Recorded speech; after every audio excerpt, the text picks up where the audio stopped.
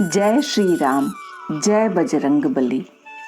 दोस्तों, क्या आप जानते हैं कि अर्जुन और हनुमान जी के बीच कभी एक ऐसी रहस्यमयी भेंट हुई थी जिसने श्री कृष्ण की दिव्य लीला को भी प्रकट कर दिया था। यह कथा न केवल भक्तों को विस्मित करती है बल्कि अहंकार और विनम्रता का गहरा पाठ भी देती है। एक बार अर्जुन वन में फूल लेने गए थे ताकि वे श्री कृष्ण की पूजा कर सके। वहीं ध्यानमग्न हनुमान जी पहले से उपस्थित थे। अर्जुन ने जैसे ही फूल तोड़े, हनुमान जी की आंख खुल गई और उन्होंने अर्जुन से पूछा, कौन हो तुम?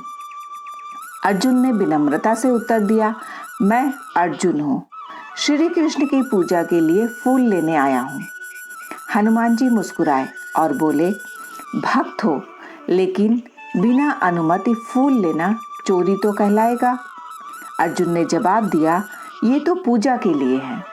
हनुमान जी हंस पड़े और बोले, फिर तो और ठीक है, जिनके भगवान ही माखन चुराते हैं उनके लिए फूल चुराना कोई अपराध नहीं।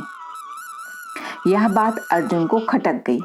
उन्होंने कटाक्ष किया, आप तो स्वयं भगवान के भक्त हैं, फिर आपने समय में वानर और भालुओं से पुल क्यों बनवाया? क्या बाड़ों से पुल नहीं बना सकते थे? हनुमान जी ने कहा, बिल्कुल बना सकते थे, पर क्या तुम बना सकते हो? अर्जुन ने आत्मविश्वास से कहा, हाँ, अवश्य। हनुमान जी बोले, तो बनाओ, लेकिन यदि मेरा पैर पड़ते ही वह पुल टूट गया तो? अर्जुन बोले, तब मैं अग्नि में प्रवेश कर जाऊंगा। अर्जुन ने पूरी श्रद्धा से बाड़ों का पुल रचा। हनुमान जी ने विराट रूप धारण किया और जैसे ही पहला कदम रखा, पुल धराशायी हो गया। अर्जुन अत्यंत लज्जित हो उठे और अग्नि में प्रवेश करने चले। हनुमान जी ने बहुत रोका, परंतु अर्जुन नहीं माने। तब हनुमान जी ने श्री कृष्ण का स्मरण किया। श्री कृष्ण ब्राह्मण रूप में प्रकट हुए और बोले, एक बार फिर प्रयास करो, मैं साक्षी बनूंगा। अर्जुन ने फिर पुल बनाया। इस बार श्री कृष्ण कछुए के रूप में नीचे जाकर पुल को सहारा देने लगे। हनुमान जी ने जब फिर से कदम रखा तो पुल अडिग रहा। हनुमान जी सब समझ गए। उन्होंने श्री कृष्ण से कहा, अब बताइए, मुझे क्या करना चाहिए? श्री कृष्ण बोले, समय आने पर बताऊंगा। महाभारत युद्ध से पहले वही समय आया। श्री कृष्ण अर्जुन को लेकर हनुमान जी के पास गए। अर्जुन ने कहा, मैं नर हूं, मुझे वानर की आवश्यकता नहीं। श्री कृष्ण ने मुस्कुराकर कहा, मैं नारायण हूं और मैंने भी हनुमान जी की सहायता ली थी। हनुमान जी ने शर्त रखी, मैं बिना भक्ति के नहीं रह सकता। श्री कृष्ण बोले, तुम अर्जुन के रथ पर ध्वज के रूप में विराजमान हो जाओ। और वहीं से अर्जुन का रथ कहलाया कपिध्वज।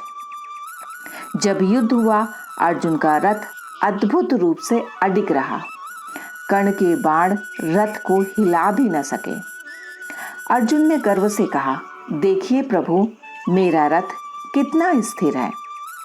श्री कृष्ण बोले, ऊपर देखो, तुम्हारे रथ की रक्षा स्वयं हनुमान जी कर रहे हैं। युद्ध के बाद श्री कृष्ण ने अर्जुन से कहा, अब रथ से उतर जाओ। अर्जुन उतर गए। श्री कृष्ण फिर उतरे और हनुमान जी को संकेत दिया। हनुमान जी जैसे ही रथ से उतरे, रथ तुरंत धू धू कर जल उठा। अर्जुन चकित रह गए। श्री कृष्ण बोले, रथ तो पहले ही भस्म हो चुका होता। यह तो हनुमान जी की कृपा थी जो अब तक सुरक्षित था। यह कथा हमें एक ही संदेश देती है, जब अहंकार बढ़े तो प्रभु लीला के द्वारा उसे मिटा देते हैं। शक्ति, ज्ञान और भक्ति कोई भी हो, यदि उसमें नम्रता नहीं है तो वह अधूरी है।